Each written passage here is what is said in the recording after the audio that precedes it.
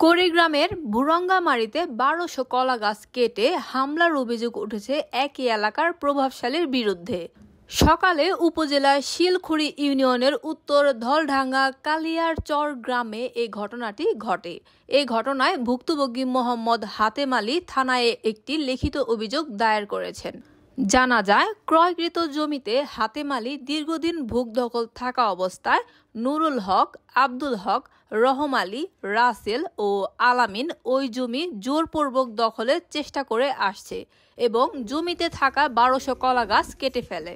ভুক্তভোগী হাতেম আলী বলেন, আমার ক্রয়কৃত জমিতে তারা জোর করে প্রবেশ করে কলা গাছ কেটে দিয়েছে। প্রতিবাদ করলে অকথ্য ভাষায় গালিগালাজ ও প্রাণনাশের হুমকি দেয়। পরবর্তীতে আমার ছেলে ও ভাতিজার উপর হামলা চালিয়ে টাকা ও মোটরসাইকেল ছিনিয়ে নিয়ে যায়। আহত হুমায়ুন কবির বলেন, আমরা জমি লিজ নিয়ে কলা চাষ করছিলাম। কোনো শত্রুতা না থাকলেও তারা জমি দখলের উদ্দেশ্যে গাছগুলো কেটে দিয়েছে। এতে প্রায় ৫ লাখ টাকার ক্ষতি হয়েছে।